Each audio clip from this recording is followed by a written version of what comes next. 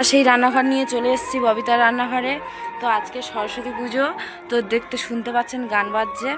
আমাদের পাড়াতে ঠাকুর উঠেছে, তো আলুর দম হবে আর এই যে গাছের টাটকা সবজি আছে, খিচুড়ি, আলুর দম, বাঁধাকপির ঘ্যাঁট হবে।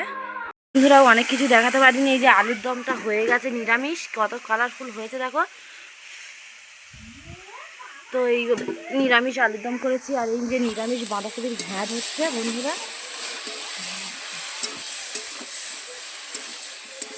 আজকে নিশ্চয়ই সবার বাড়িতে খিচুড়ি হবে।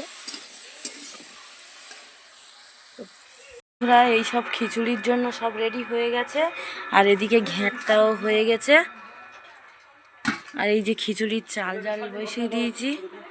বন্ধুরা কত কিউট কিউট বাচ্চারা দেখুন শাড়ি টাড়ি পরে সব আসছে। আয় তোরা,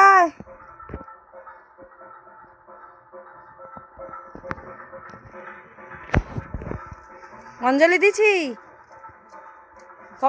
কবার খিচুড়ি খেলি? আবার খিচুড়ি খেয়েছি।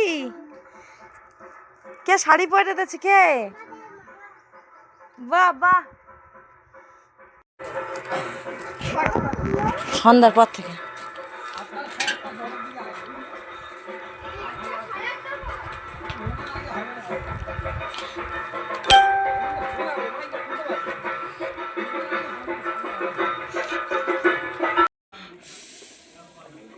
ডাল দিয়ে দিয়েছি, চাল আর ডাল ফুটছে। দেখুন বন্ধুরা খিচুড়ি পাকের মুখে দিয়েছি।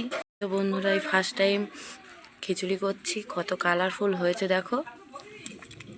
তো এই খিচুড়িটা হয়ে গেলে পুরো সম্পূর্ণ হয়ে যাবে। এখনো অঞ্জলি দিইনি।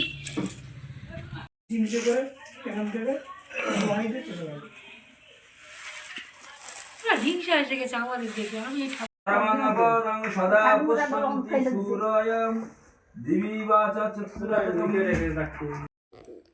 বন্ধুরা পুজোর পরে এই যে আলুর দম, এই যে তরকারি, আর এই যে খিচুড়ি আমি যেটা বানিয়েছি, কোনোদিন বানাইনি, সেটা চলো খেয়ে নিই।